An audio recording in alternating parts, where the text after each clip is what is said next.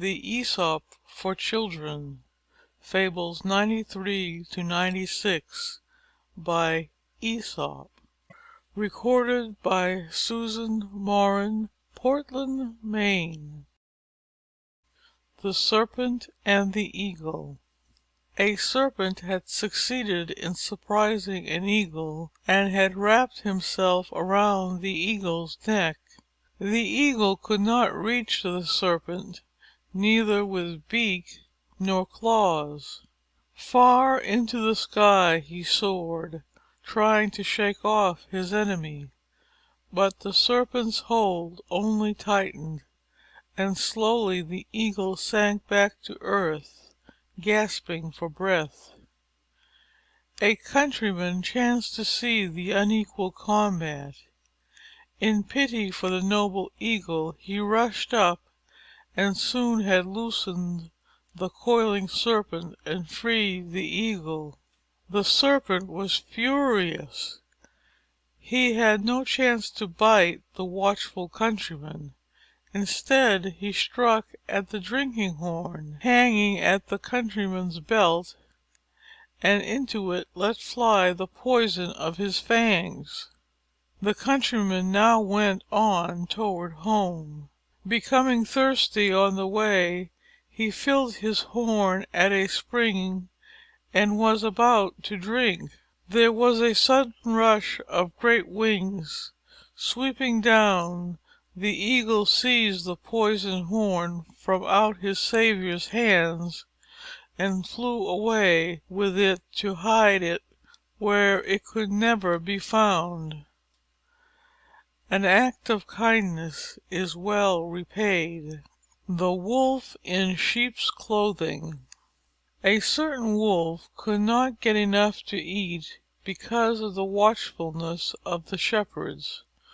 But one night he found a sheepskin that had been cast aside and forgotten.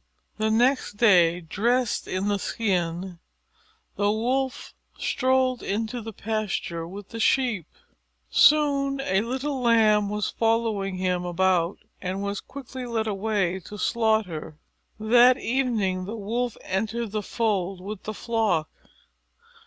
But it happened that the shepherd took a fancy for mutton broth that very evening, and picking up a knife went to the fold. There the first he laid hands on and killed was the wolf. The evil doer often comes to harm through his own deceit. The Bull and the Goat.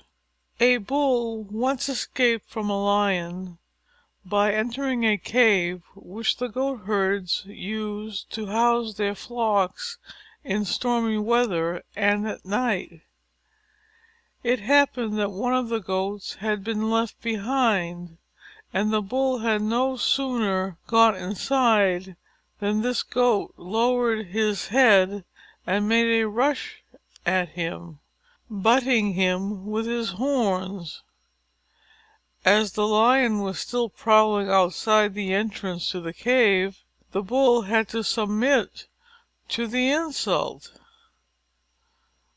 "Do not think," he said, "that I submit to your cowardly treatment because I am afraid of you.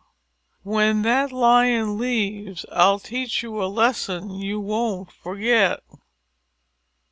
It is wicked to take advantage of another's distress."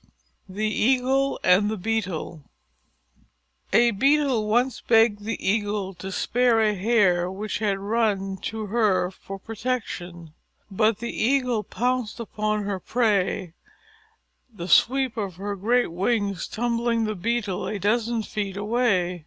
Furious at the disrespect shown her, the Beetle flew to the Eagle's nest and rolled out the eggs.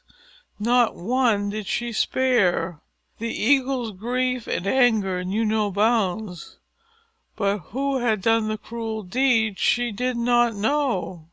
Next year the Eagle built her nest far up on a mountain crag, but the Beetle found it and again destroyed the eggs.